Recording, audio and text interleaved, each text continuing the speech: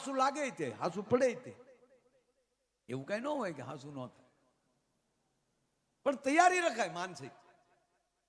અત્યારે ઠેઠ હું મવાથી નીકળ્યો, આ તો દ્વારકાધીશે પોગાડ્યો, બાકી એકે પંપે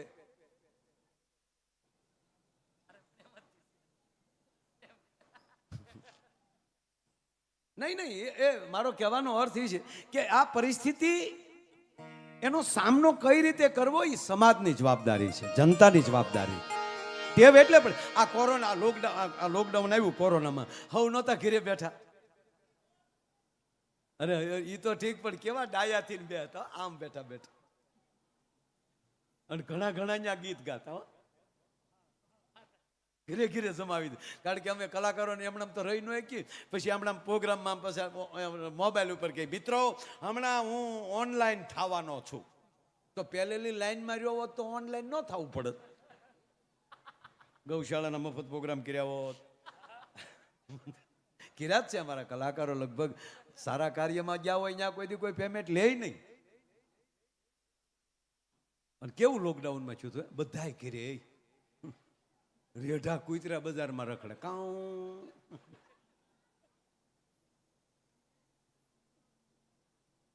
કેવું થયું હતું. એમાં પછી 3 લહેર, પાછું નામ લહેર આપી. બોલો, લીલા લહેર વૈયા ગયા ને એકલી લહેર રહી, લીલા નીકળી ગઈ એકલી લહેર રહી. બોલો, પહેલી લહેર ને બીજી લહેર ને. એ તો આપણે આપણી નજર સામે જોયું છે ને. આપણે મરકીના રોગ આપણે નહોતા જોયા, એ વડીલોએ કોઈ જોયા હશે વર્ષો પહેલા, પણ આ કોરોના આપણી નજર સામેલી નીકળી ગયું છે.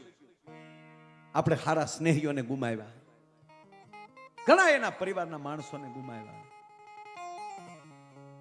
પણ એટલું જેટલું આપણે લોકડાઉનમાં રહ્યા અને એટલી બધી પૃથ્વી ચોખ્ખી થઈ ગઈ હતી, આકાશ ચોખ્ખું થઈ ગયું, ત્યારે આપણે ઘરે બેઠા બેઠા એમ કહેતા કે હવે આપણે કચરો બહાર નહીં નાખીએ, માવો ખાઈને બહાર નહીં થૂકીએ. જેવું લોકડાઉન ખુલ્યું બધું ભૂલી ગયા ને હતા એવા ને એવા ભરાડી પાસા થઈ ગયા. કેવી પરિસ્થિતિ. ડેડ બોડી સરકાર નહોતા આપતા હોસ્પિટલ, બરોબર. એને એવું હતું કે કંટ્રોલ થઈ જાય. અને પછી તો એ કેટલાક ને રાખે, લાકડા નહોતા મળતા ને પછી મીડિયા દેવા ઓલી કીટમાં પેક કરીને. ત્યારે હીરાભાઈ થોડો ગોટાળાય છે. હા, એક ભાઈને ફોન આવ્યો, એ કે તમારા દાદાને લઈ જાઓ. પછી તો દેવા મીડ્યા હતા શિવાભાઈ.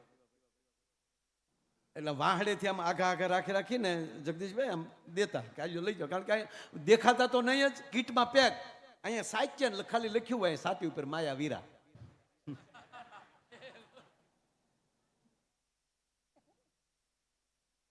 એ વાહડા અડાડીને એમણે પરબારો ગાડીમાં નાખી એને લઈ ગયા.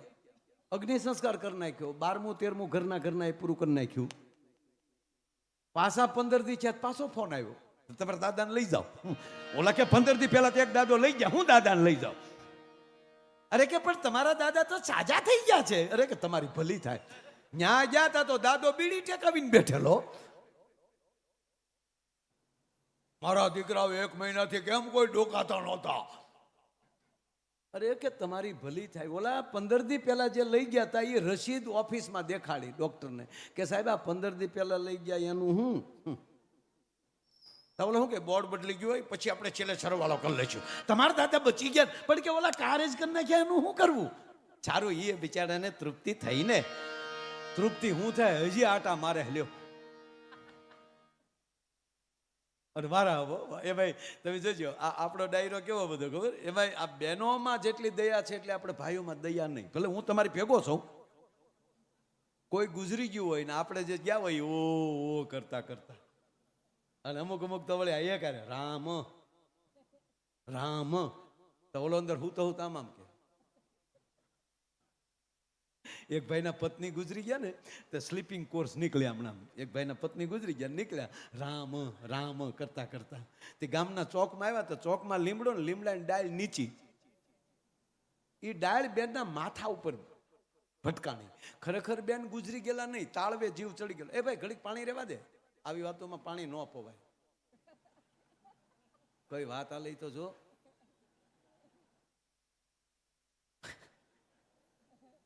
બસ ઘડીક બેસી જા મારા બાપ, ઘડીક બેસી જા.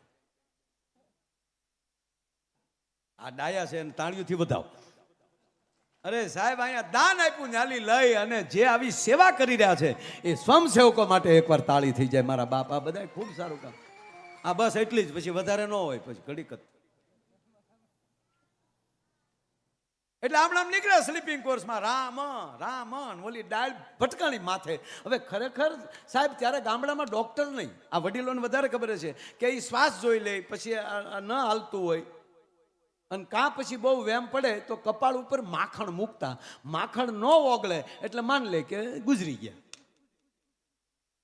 મૂળ તાળવે જીવ ચડી ગયેલો, પણ આવડો મૂળ ગરધણી ઉતાવળ કરી ગયેલો કે અબ જલ્દ લે જાવો ઇસ ઢેર મેં રખા ક્યા હૈ. બસો એ આગળ ગઝલ ગાતો જાય, કોઈ આયે કોઈ જાયે ये तमाशा क्या है, समझ में कुछ नहीं आता ये दुनिया क्या है. અને એ વળી આગળ આવ્યો જાય રામ રામ કરતો.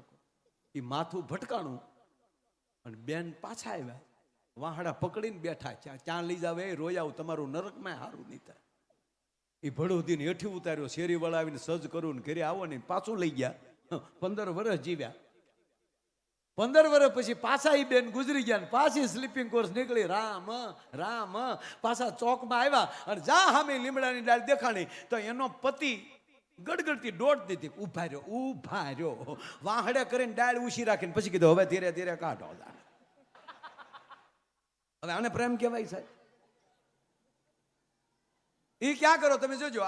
આપણે બાળવા ગયા હોય અને ત્યાં અગ્નિ સંસ્કાર હાલતો હોય, પછી આપણે જો આપણો ને આપણો ડાયર આમ બીડીયું ટેકાવે, ત્યાં બાકહ ન હોય ને તો ઓલો બળતો હોય ન્યાલી ડીંડલું લે, ન્યાલી બીડી દગા.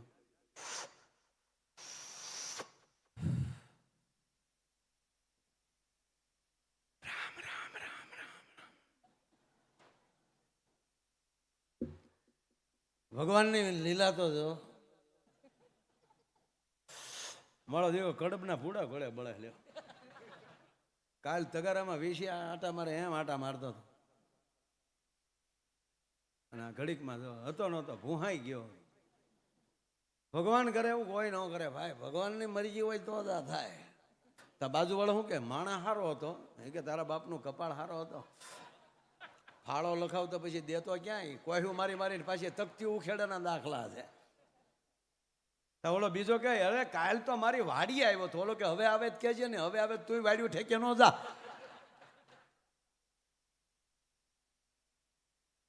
ત્યાં ઓલી બીડી દોરે પોગી ગઈ હોય, એ ઓલો બળતો હોય ને એની માથે બીડી નાખે. હારે આપણે બીડી ઘોડે બળી જવું ને, બીડી તો તારી માં દોરો લઈને જાય, તું હું હારે લઈને જાય. સાહેબ આવા હારા કાર્યો જે કરતા જાય ઈ હારે આવવાના છે. ઈ આપણે એટલી બધી વાત કરી નાખી, પણ બહેનો નો એવી વાત કરો. બહેનો પછી એમ કહે ને થોડો ઘણો બળી ગયો પછી એમ કહે કે જાઓ બૈરાવને કયો નાય આવે.